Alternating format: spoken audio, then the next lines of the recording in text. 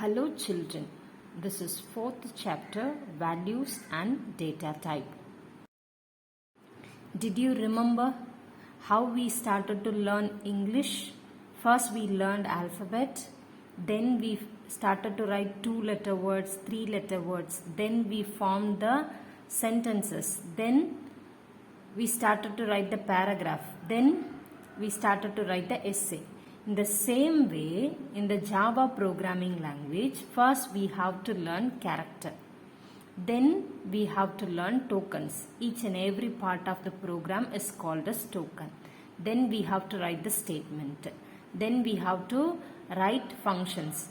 Then we have to learn coding. Java uses Unicode character set. That is universal code character set. It is a 2-byte character set.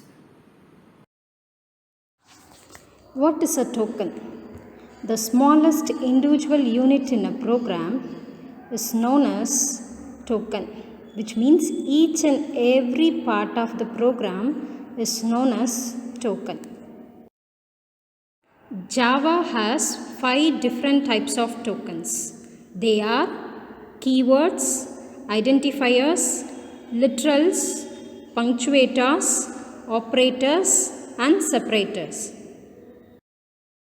What is the term keyword means? The keywords are the words which provide a special meaning to the language compiler. Keywords can also be called as reserved word. Remember, keywords can also be called as reserved words. Java programming has various keywords: boolean, byte, character, double, float. Each and every keyword has the specific meaning. It will do the particular task. Identifier. This identifier provides the name for variable, class, object and methods. Let us discuss rules for defining identifiers. First one is, an identifier can consist of characters, capital A to Z, small a to Z, and the number from 0 to 9, and the dollar symbol and underscore. Consider an example. Hello hash. It is an invalid identifier. The reason is it consists of the hash. Hash is a special character. That's why it is invalid. Second rule. The identifier should not begin with the digits. That is 0 to 9. Consider an example 1, 2, 3, hello. In this, the identifier started with the digit. That's why it is invalid.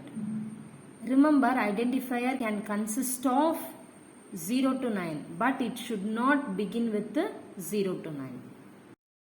Third rule. The keywords are reserved words. So, we cannot use that keyword as an identifier. If we use the keyword as identifier, we will get an error in the programming. The next rule is, it should not contain white space. That is, it should not contain a space. Consider an example, my, then we give one space, then program. So 2 words, in between we have a space. So it is an invalid. The reason is the space is present in the identifier. Java is a case-sensitive language, which means the uppercase and the lower cases are totally different. Consider an example, A and small a. Both are different in Java programming language. See that these are valid identifiers.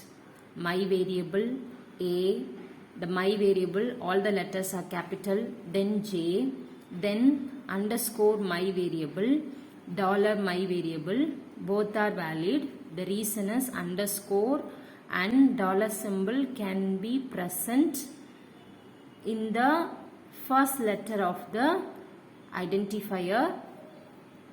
Then series of numbers. In this, instead of space, we have used underscore symbol.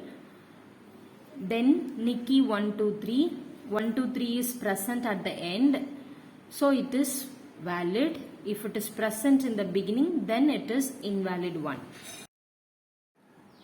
Let us see some invalid identifier. First one is data -rec. It contains a special character hyphen. What is the rule? It should consist of capital A to Z, small a to Z, underscore or dollar symbol. But here hyphen is there, so it is invalid. The second one is 98, my variable. It's starting with the digit 98, so it is invalid. The next one is break. It is a reserved word or the keyword. It has a special meaning, so we cannot use it as a identifier. My dot file. It consists of a special character dot, that's why it is invalid.